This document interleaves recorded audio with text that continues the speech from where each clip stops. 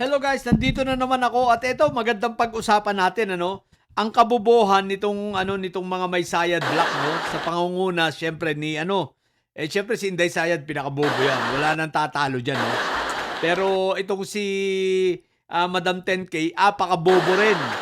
At ng 10 ng kanyang hindi pala siyam na lang. Pati yung siyam na kasama nito puro bobo. Kasama si Pia, kasama si Lauren Solargay, nanay pala, si Mother Solar pala to. Hindi pala to si Solargay, si Mother Solar. Okay, yun ang tawag natin, Mother Solar. Si Pia naman, si Madam Drama. Si Madam 10K, si Madam Drama, tsaka si Mother Solar. Pare-pares na bobo yan, syempre, dahil bobo yan, pati yung mga taga-sunod yan, puro bobo rin yung mga inayupak na yan. Pero focus muna tayo sa tatlong ito na pinaka-bobo sa lahat, Sapagkat, bakit sa tatlong ito? Syempre, sila yung pinakamalakas ang iyak, Isipin mo, ang lakas ng iyak, wala daw quorum. Dahil 12 lang. So, walang quorum. So ito, pag-usapan natin ang kabubuhan nila, pero mamaya naman, pag-usapan natin pagkatapos, gaano naman katalino itong nasa Fantastic World natin, lalo na sila, si Sherwin, ang tatalino na itong mga to. Pero sige, eto guys wala daw quorum. Kaya pinagtatawanan na lang ito ni Senator Erwin itong mga to. Ito, pakinggan natin, panoorin natin, what the heck. Ko po ngayon ang record po ng Senado na sinasabi ang iba't ibang petsa na 12 senador ay nagkaroon na ng quorum at nandoon silang tatlo. Quorum of 12 na binabanggit. Opo, quorum of 12. Ito po ang mga petsa po, noong May 21, 2008, 12 po ang present may quorum. Alright. Si Senador Loren Legarda dumating pa nga po after na ng roll call. Si Senador Alan Cayetano dumating din after na ng roll call. Kung totoo dapat absent na po yun. Si Senador Pia on official mission. Okay. Noong February 11, 2009, the following year po, 2009. dalawa din. Present po si Senador Loren, present si Senador Cayetano, Alan, present po si Senador Pia. Noong 2010 po, after 1 year din po, sunod-sunod po ito. Present po si Senador Loren, Senador Alan, present po. Out of on official mission naman po si Senador Pia. Okay. 2012, May 8, 2012 po, 12 lang po sila. Present po si Senador Loren, on official mission si Senador Alan, present naman si Senador Pia. Noong May 15, after 7 days lang po, ayan po, 12 ulit po sila. May quorum ulit. Dumating po si Senador Loren, late po siya. On official naman si Senador Alan, present si Senador Pia. Noong May 5, 2015, ganoon din po, 12 lang sila. On official si Senador Loren, on official mission si Senador Cayetano, present si Pia Cayetano. Alright. And then noong June 2, naulit-ulit, 2015, 12 lang mo sila, present si Senador Loren, on official mission abroad si Alan Cayetano, si Pia Cayetano, on official mission. Alright. Yeah, paano nila? Sumang-ayon po sila dati na may quorum na 12 lang mo sila. Bakit kayo noon sila pumapayag? Hindi ko maintindihan. Kung gusto nila, tingnan mo lang records po ng Senado. Ayan Maliwanag. Ang dami naman palang quorum Ang dami palang quorum na lalabindalwa lang kayo. What the heck? Ang dami nyong kaka-attend na 12 lang kayo, nagkaroon kayo ng quorum. O, di ba? Inisa-isa na ni Senator Erwin. Hindi mo masasabing fake news ito dahil ito'y galing sa records. Galing ito sa record ng Senado. Tapos yung maiingay pa na wala daw quorum, sila pala, kasama naman pala sila ron. Kasama pa naman pala din sila dun sa mga botohan na yun at sa mga session na 12 lang sila. 'Di ba? Sa mga session na may quorum kasi 12 lang, 'di ba? Ang dami-dami tapos sasabihin niyo wala. Tingnan niyo yung kabubuhan niyo. Ngayon, eto guys, dahil bobo nga itong sila, lalo na itong si Madam 10K, 'di ba ang ginawa niya, nagyaya. Sabi niya sa mga didilis na bobo, mag-rally tayo! Mag-vigil tayo! May tanong nga ako dun nananawagan ka ng vigil, Katoliko ka ba? Mag-prayer vigil daw. Bakit hindi ka manawagan na yan? Wag yung prayer vigil. Gawain ng Katoliko yun Manawagan ka dun sa mga kasamahan mong kulto, bobo. Pati yung mga Katoliko, dadamay mo pa. Bakit Katoliko ka ba? Hindi ka naman Katoliko Yung prayer vigil gawain ng Katoliko yung tanga. Ang bobo talaga nito ni ni Madam 10K, no? Bakit di kaya niya tawagin yung kulto niya, no? Bakit kakaunti lang? Walang bilang. Alam mo, pag Katoliko ang bumanat, talagang ang dami niyan, ano?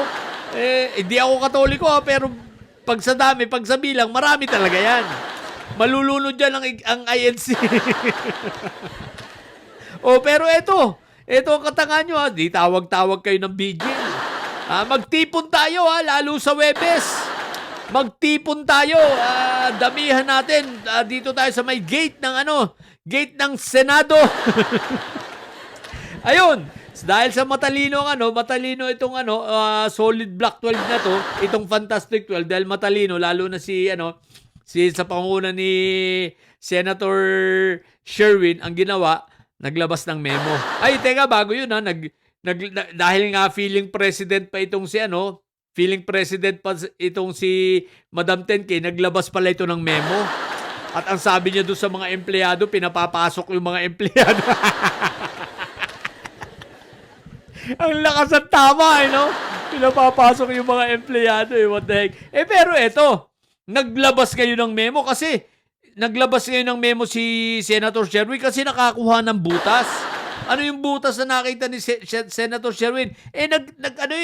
Nag-ayaya ito nanawagan itong si Madam 10K ng rally na yan Rally na yan sa harap ng Senado. Di siyempre, sabi ni Senator Sherwin, teka, pag pumasok ang mga tao, maaabala. Kasi may rally, sabi nila, malaki yung rally. Maaabala pa yung mga tao. Sige, work from home na lang kayo. Ayun, anong nangyari? Naglabas ng memo. Lahat ng mga empleyado ng Senado, work from home. Kasi may rally ng Webes, ayaw work from home. Ang tanong, sino ang dadagdan ng mga ito? Paano sila magse-session yan? Work from home yung secretariat. Work from home yung mga tao sa Senado. Syempre yung mga tao sa Senado, hindi naman si may saya, Madam 10K ang susundin yan. Kasi nga alam na nila na may sayad yung mga yan. Ang susundin niya mga yan, sino pa? Sila Senator Sherwin, yung bagong majority ngayon, yan ang susundin yan, si acting Senate President. Dahil bago na pati ang OSAA, di ba? Bakit sila susunod? At ito tandaan nyo matatalino yung mga nasa Senado, yung mga empleyado dyan, alam nila, sabi nila sa sarili nila, bakit kami susunod pa dyan kay Madam 10K? Hindi na yan president. Hindi naman yan ang sasay ng mga voucher namin tsaka ng aming salary, di ba? Hindi naman sila mga signatories na. Ang paperman na dyan ang Senate President. Yung Senate President, inacknowledge na ng Malacanang. Yung acting Senate President pala, si Win Gatchalian, inacknowledge ng Malacanang. Saan ba nang gagaling ang sweldo ng mga yan? Di ba sa Malacanang, sa Executive Department, DBM sa pondo ng inilalabas ng finance, di ba? Tsaka ng DBMO. Siyempre, sino magpapasuldot paperma? Di ba Malacanang? Inacknowledge ng Malacanang, inacknowledge ng Kongreso. Sino ang nag-acknowledge lang dito kay ngayon? Kay Madam 10K. Inacknowledge siya ni Banat Bay. ang nag-acknowledge dito kay Madam 10K, sila yung mga bayoteros. Tsaka yung mga balugang vlogger, yung pakalat-kalat dyan sa Senado.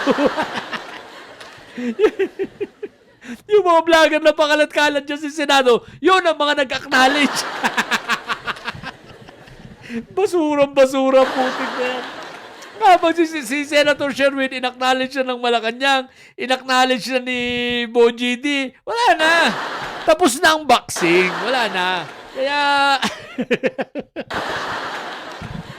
di ba? Apakabobo nito sila, apakabobo nito sila Madam 10K, Ito si Madam 10K, si Madam Drama, at saka itong si Mother Solar. Kaganda ng pangalan. Mother Solar. Angal ng angal yung pala naman. Ang dami records. Sila bumoto sa 12 but nagkaroon ng quorum 12.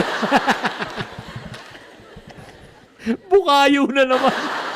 Bukayo na naman ang kabubuhan. Kawawa naman itong mga didilis, no? Wala nang mapuntahan eh. Lagi na lang sukol, lagi na lang palpak, lagi na lang sablay. Eh kayo ba naman eh, leader nyo puro bobo. Ano magagawa nyo? Hindi talaga kayo magtatagumpay.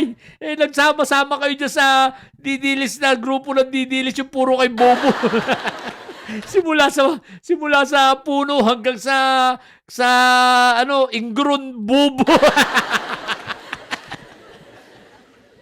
Ilan mula. Sa mga bobo didilis dyan na nyo. Ang tatay nyo ay preso, ang BP nyo ay bobo, mga mukha kayo ingron. Ingro ng kabubuan ng putik na yan. Matili kayo mga bobo at may side sa pagkat may side. Lagi, hi, blah! Bye!